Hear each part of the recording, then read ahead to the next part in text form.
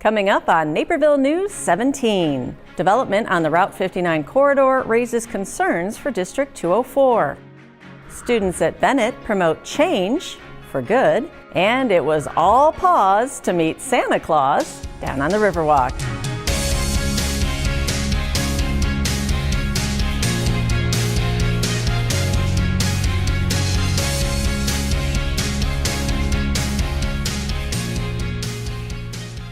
Hello everyone, I'm Kim Pierce. Thanks for joining us for this week's Naperville News. District 204 is worried about incoming development on the Route 59 corridor. Naperville News 17's Blaine Irwin tells us why. The City of Aurora's draft Route 59 corridor plan covers a large area west of Route 59 from Montgomery Road to the train station. All of that area sits within District 204's boundaries. And with Aurora's study showing market demand for over 5,000 new residences, that could be a lot of new students entering the already crowded 204. The number of students that they say would come out of their higher density housing that they're proposing. And we have talked to the city, not just Aurora, but also Naperville, about the fact that we see more students that come out of those than the generation tables that either city uses. Although Aurora's plan does not specifically call for the use of tax incentives for the development, the board received a presentation about the common tools and how they work. The first is a property tax abatement. Limited to a 10-year term, it reduces the amount of property tax a landowner has to pay, and each taxing body can opt in or out of the abatement. The second is a TIF district, which usually lasts for 23 years but can be extended up to 35. TIF districts are meant to help redevelop areas in danger of or currently experiencing blight. Each governing body within a TIF district's area has a vote on the TIF district's review board, but a municipality can approve one even without a positive recommendation. A TIF district creates a fund for the municipality that controls it, which is used to pay for improvements within the TIF's boundaries. Money for that fund comes from incremental increases in property values over the TIF district's life. Essentially, school districts and other government bodies only bring in taxes based on property values in the TIF at the time it was formed. As it's developed and its value grows over the years, property taxes are still collected, but the new revenue is sent to the TIF fund and not back to schools, parks, and all other government bodies. With a TIF, all the growth is essentially held in abeyance for 23 years. Now, at the end of the 23 years, you do get the new property, and that can be a very positive thing, but there is that 23-year delay. If a TIF district includes residential development, it brings in new students without bringing in new revenue to help pay for their education. That's a concern, as District 204 is already financially strained. They're only 80% funded, or $78 million short of implementing everything the evidence-based funding model calls for.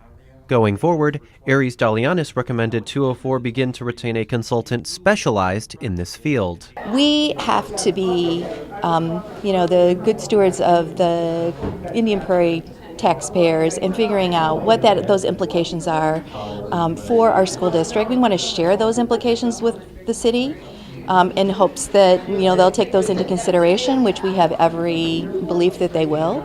But we have to be prepared, or we're not doing our job. Reporting for Naperville News 17, I'm Blaine Irwin. A recent example of a TIF district in Naperville is the Water Street development. The Naperville Running Company is making sure you have a clear path to run on during this snowy season. The local business has partnered up with the Naperville Park District to help with the costs of snow removal by paying for cleanup of the trail that extends from the Route 59 pedestrian bridge at Frontier Sports Complex to Naper Plainfield Road. The Park District supplies the labor and materials, but the Naperville Running Company picks up the tab. This gives the Park District a break while providing a clear trail for those who want to run outside no matter what the conditions. The two groups have partnered up for this service since 2015. Edward Hospital recently acquired a new tool in the fight against breast cancer. Molecular breast imaging can detect cancer at the molecular level before any physical changes in the breast occur. The primary benefit of this machine is that it acts as a supplemental screening device in patients who have dense breast tissue. The reason that's important is dense breast tissue is now recognized as a risk factor for breast cancer. Unlike a mammogram, MBI can differentiate between tumors and dense breast tissue, which can be helpful in identifying cancers earlier. Early detection has a strong correlation to survival rate in breast cancer. And though the machine will help diagnose tumors earlier, Dr. Gilvidis said mammograms are still the gold standard for cancer detection. And I don't want anyone to confuse this as a replacement. This supplements screening mammograms and helps detect small lesions in dense breast tissue, which would not be evident at an early stage with dense breast tissue. Edward is the first hospital in the state of Illinois to acquire the machine. After the break, a business electric car lovers will get a charge out of.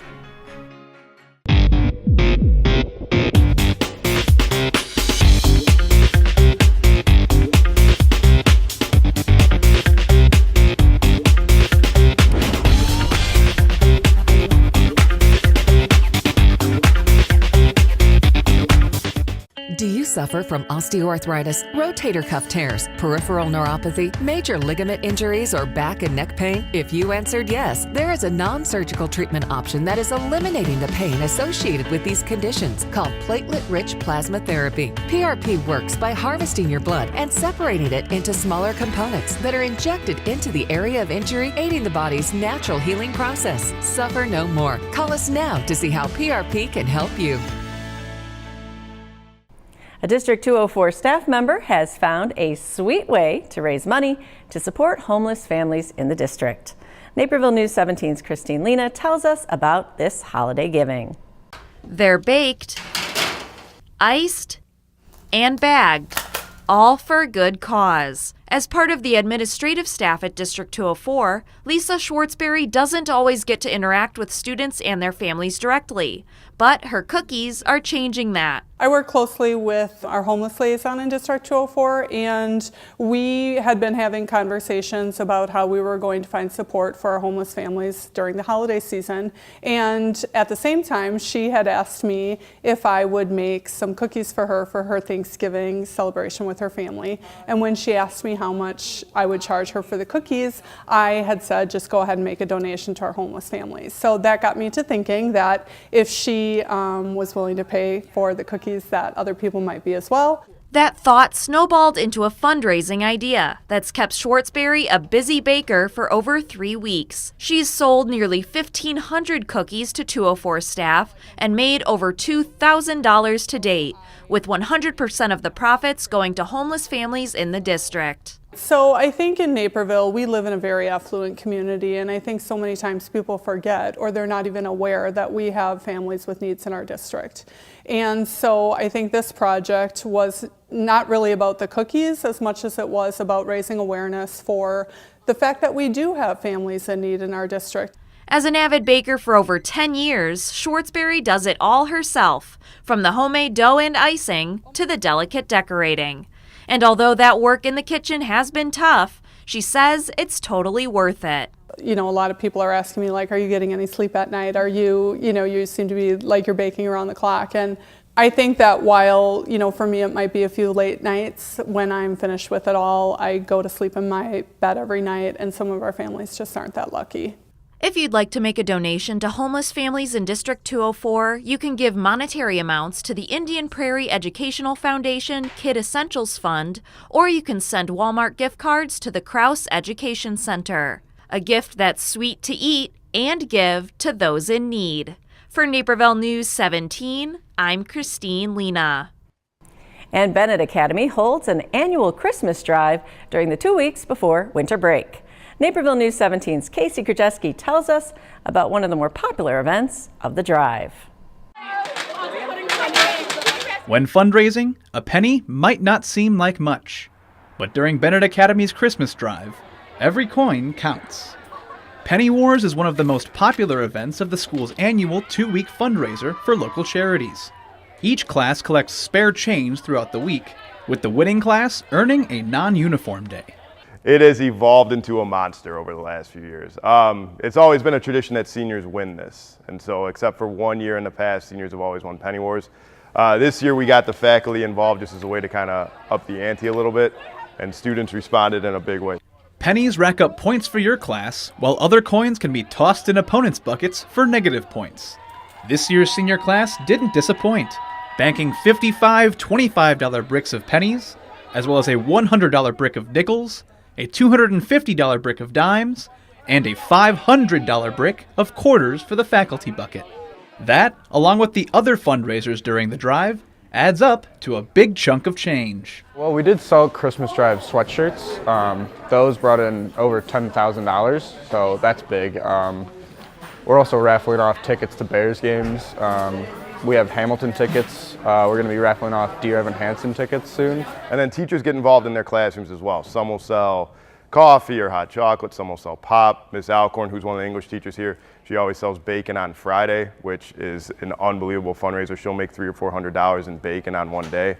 In total, Penny Wars raised $9,182.48 to go into the Christmas Drive Fund. And while all of the events are designed to be fun,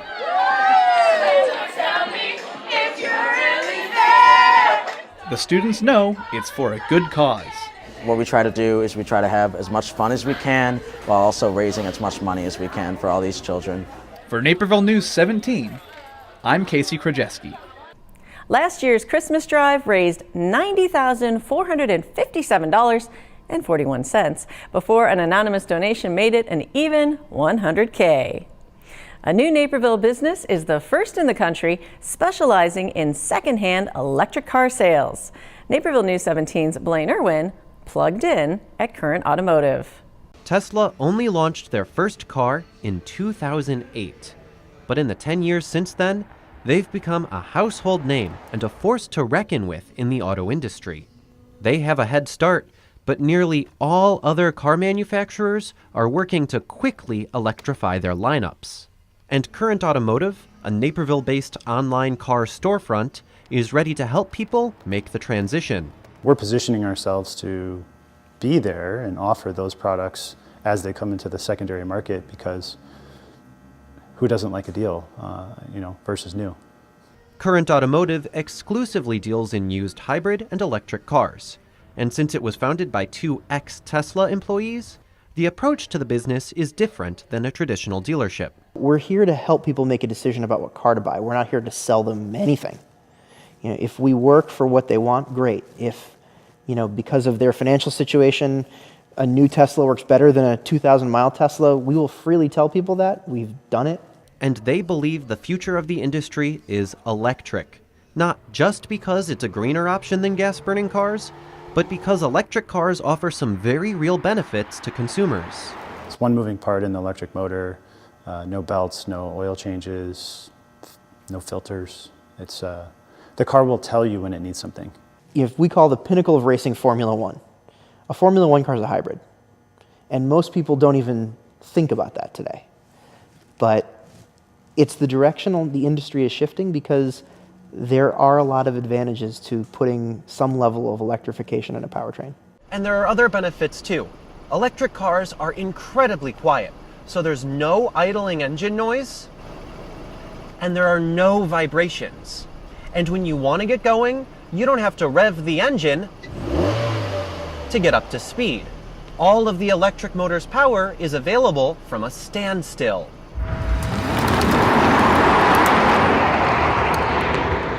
Just don't forget to charge your car overnight. For Naperville News 17, I'm Blaine Irwin. Currently, there are over a dozen different charging spots in Naperville, including some exclusive electric car parking spots downtown. Coming up, a light show you'll have to see to believe. Give the gift of downtown Naperville. Treat someone special to a great shopping, dining, or spa experience with Downtown Naperville gift cards. Good at more than 150 businesses. Purchase them at 4 convenient locations or online and have them mailed directly to the lucky recipients. Best of all, there's no purchasing fee. Just choose an amount and send. It's that easy. The perfect gift for anyone at any time. BlackRock has grown quickly since its founding less than 10 years ago. At BlackRock, you cook your steak on a sizzling 755-degree volcanic rock to your exact liking. You can also enjoy all kinds of seafood on the volcanic rock, so each piece is seared to perfection and piping hot as you eat it. At Black Rock Bar and Grill, it's more than just a meal. It's an experience. A Chicago Wolves hockey player stopped by the 95th Street Library to talk about Read to Succeed. Defenseman number 32, Zach Whitecloud, chatted with young fans about his favorite books, answered questions, and even gave some advice. Making sure that you do your homework and making sure that you, try to read as much as you can, because there are more things than just iPads and technology out there now. So everyone took home some Wolves-themed prizes and autographs. And one lucky fan even got to try on Zach's practice gear. The Chicago Wolves Read to Succeed program visits over 100 libraries throughout the area, encouraging children to spend more time in libraries and reach their reading goals. And to help them at home, you might consider giving the gift of reading this holiday season. Becky Anderson gives us her top 5 books for kids. So I'm going to talk about the top 5 kids books. One of my favorites is Bob. This is a great middle grade novel. It's a great read aloud for any age, but great for that 4th, 5th, 6th grader. It's by New York Times bestselling authors Wendy Mass and Rebecca Stead. It's about Bob, and it's about Livy, who thinks she's forgotten something when she comes back after 5 years to visit her grandmother in Australia. And she did forget something. She forgot about Bob, who's a little green creature that she left in the closet. And poor Bob has been sitting there waiting for Livy to come back for 5 years. He cried only but once. Okay, twice, each day, but only for the first year. Thought of all the reasons that might explain why Livy didn't come back for him. It's the sweetest novel. This is a book you will absolutely adore, and you'll want to read it over and over again, but share it with all the kids in your life. This is one of my favorite YA novels. This is by Neil Shusterman, and he wrote it with his son Jared. It's called Dry. It's an incredible dystopian, but it's so real that it will scare you when you read it. It's about what happens when the tap, you go to turn it on and there's no water. This takes place in Southern California, where we know there's been water issues, but this is what happens to a neighborhood, a community. It breaks down when you can't get water, and we need water to live. And then we all know Mo Willems. Mo Willems with the Elephant and Piggy stories. Don't let the pigeon drive the bus, and this is his new series. It's called Unlimited Squirrels.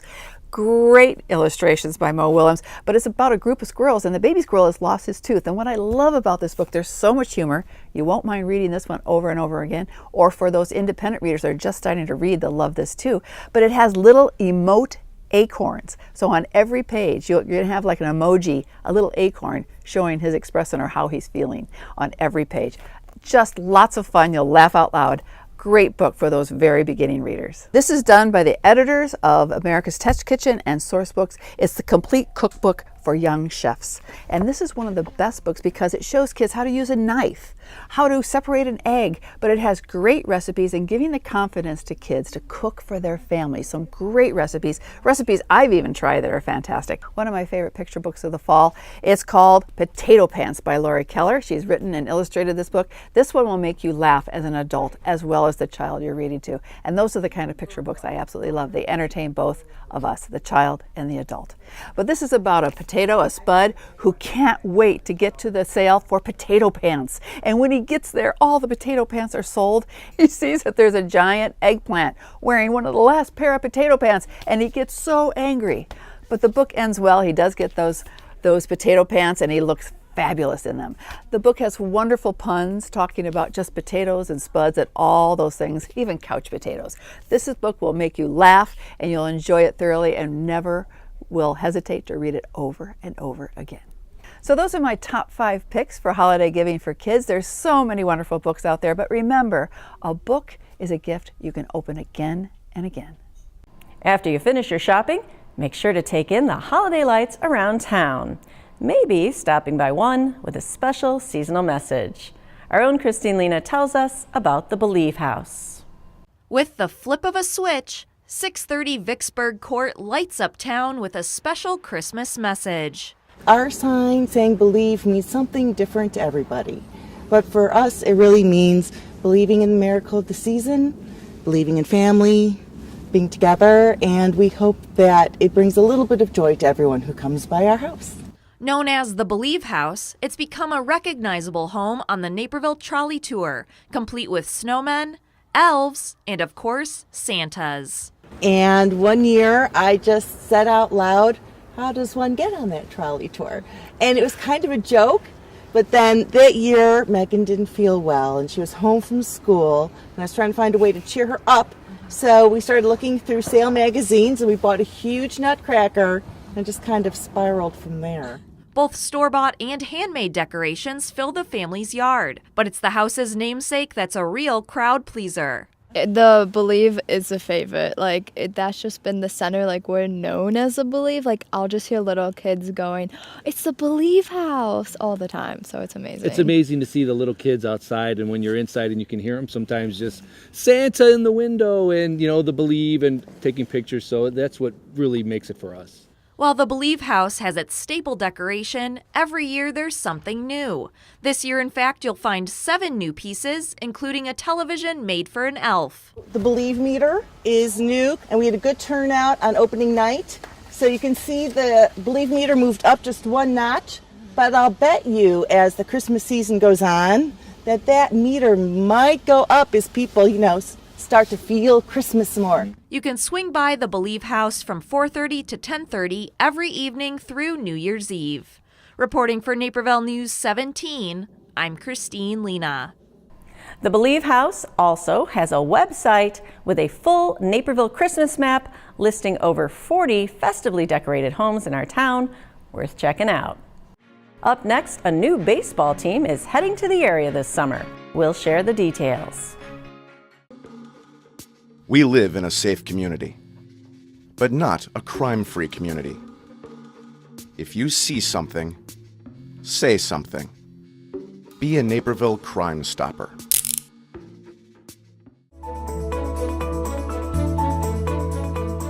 NCTV 17 is your nonprofit community TV station, keeping you informed and connected in many ways. Thanks for joining us for this week's Naperville News. You might tune in to our weekly newscasts or receive free daily news and sports updates in your email. Or perhaps you enjoy watching community events or any of our original series. Welcome to the Naperville Moms Network. It could be that you've been on our set in our studio as a guest in one of our talk shows.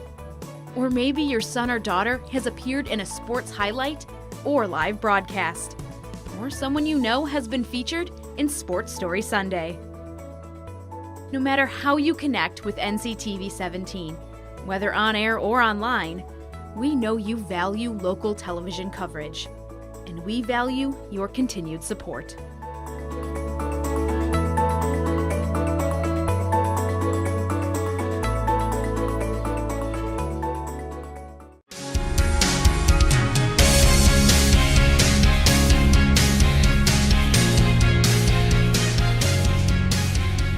We may be deep into December, but for the country's elite runners, cross-country season is just now heading down the final stretch. 1 week after finishing 7th at the Nike Cross Country Nationals, and a month after winning state with her team for a 3rd straight season, Naperville North senior runner Alex Morris continued her outstanding fall season by finishing 15th at the Foot Locker National Championship in San Diego. That top 15 finish earned her the final All-American spot. Morris is the 3rd All-American for the Huskies in the last 4 seasons, to go with Sarah Schmidt last season and Judy Pendergast in 2015. The Prospect Summer Collegiate Baseball League officially welcomed the DuPage Pistol Shrimp as the league's 12th franchise. The Pistol Shrimp will play their home games at Benedictine University Sports Complex in Lisle and will feature players from across the country as well as local athletes. The Prospect League features teams from other cities in Illinois like Springfield, Quincy, Danville, and Normal, as well as teams from Indiana, Missouri, Ohio, and West Virginia. This is the third Prospect League team to represent DuPage County and play at Benedictine since 2007, following the DuPage Dragons and the DuPage Drones. The roster will be released in the coming weeks, and opening day for the Pistol Shrimp will be Thursday, May 30th. In North Central College news, the men's volleyball team will be changing conferences for the 2020 season after it was announced this week that the CCIW is adding men's volleyball as a conference sport. The Cardinals have competed in the Midwest Collegiate Volleyball League since the program began in 2016 and won the MCVL regular season championship last year. The men's volleyball version of the CCIW will feature North Central, Carthage, Augustana, Milliken, and North Park. Loras College and Greenville University will serve as the associate members. That's all for sports. Back to you, Ken. Thanks, Stephanie. Don't forget, the final episode of Naperville Sports Weekly for 2018 premieres on December 16th at 6:30 before returning on January 6th. You can still find winter break sports highlights on nctv17.com. Going to see Santa is an annual tradition for many children. The Naperville Park District offered the opportunity to bring the whole family to meet the big man in red. Naperville News 17's Casey Krajewski has more. Everyone likes to see Santa this time of year, even our pets. Santa House recently hosted its pet night, and that brought out plenty of furry friends to meet the big man in red. It's really special to have my pet friends come in. I, of course, have a lot of animals, so having them visit is really special. Dogs made up the majority of Santa's visitors, but he did meet a guinea pig as well. It's fun to bring them to see Santa because, like, when we take pictures, we like to look back at them and, like see how good our pets have been during Santa. It's fun. It was fun for the animals, too. They got to sample treats and other pet products while waiting to meet Kris Kringle. And as for what their pets want for Christmas, probably treats. And, like, toys. For Naperville News 17, I'm Casey Krajewski. Santa House is open most nights through December 23rd. And that's what's happening right here in your neighborhood, Naperville. We'll see you next week. Until then, if you have a story you'd like to share, let us know at newstips@nctv17.com. This week's Naperville News 17 is brought to you in part by the following sponsors.